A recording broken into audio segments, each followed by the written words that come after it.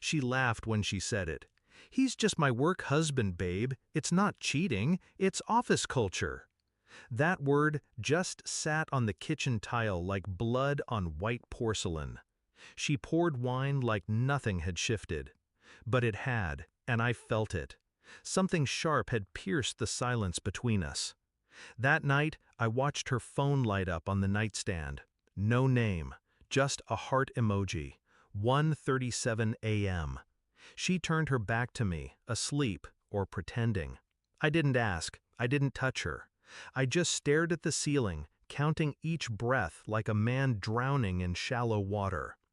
It started with small changes. She used to hum when she got ready for work. Now she checked her reflection 3 times and smiled at her phone before walking out the door. She came home later, tired, distant.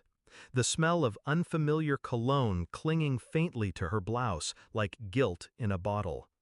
I tried to believe her, tried, until one night while folding laundry, I found a receipt in her coat pocket. 2 entrees, wine, dessert, a hotel.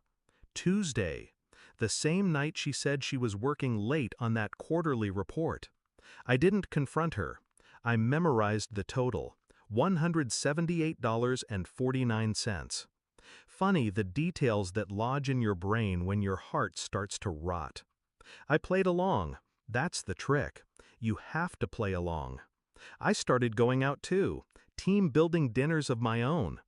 I'd text her at 11 p.m. just to see her reaction. Sometimes she didn't reply. Sometimes she did. One-word answers. Okay, be safe. I began tracking patterns. Her phone passcode. Her Slack messages left open once, too long. I found him. Matthew. Mid-level manager, married. 2 kids. They called each other work spouses. She even joked about it during dinner once. "You should get a work wife," she smirked, fork stabbing her salmon. "Even things out." I smiled. So I did. Her name was Harper. She was smart, single, and knew exactly why I asked her to dinner. Nothing happened, not physically. But my wife didn't need to know that. What mattered was how her face twitched the first time I came home at 1 a.m., tie loose, smelling like someone else's perfume. She didn't speak, just stared, then went to bed without a word. Good, I thought. Let it simmer. The final piece came quietly. A synced Google Calendar, left open on her laptop. Friday, team dinner, Matt, wine, kiss. I took a screenshot, printed it, slipped it into a plain envelope. No note. Left it on her pillow and went to work early. That night she was waiting at the table, eyes swollen, mascara dried at the corners. "You went through my things?" she croaked. I didn't sit, didn't blink.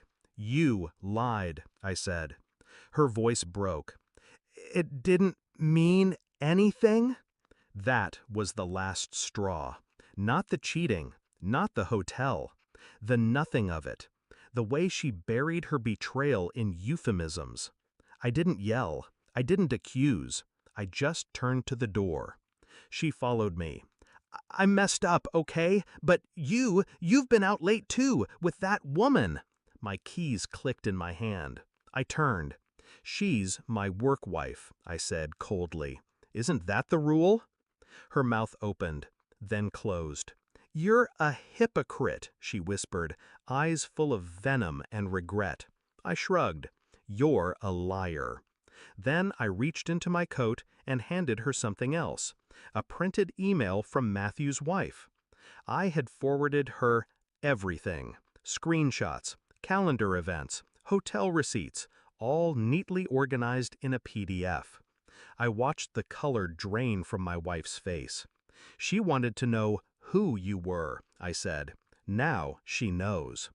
And then I handed her one last thing, a taxi card. "You'll want to stay somewhere else tonight." She didn't scream, she didn't cry. She just stood there, hollow, exposed, unraveling. It was almost disappointing. Almost. I didn't feel triumphant. I didn't feel victorious. I felt clean. like something rotting had finally been cut away. I sat alone in the living room after she left. The wine was still open on the table, half full, untouched. I poured it out.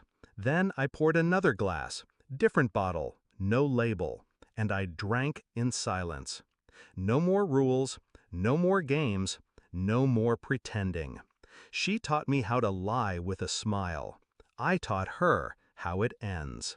And when the cab pulled away, so did any reason I had to love her.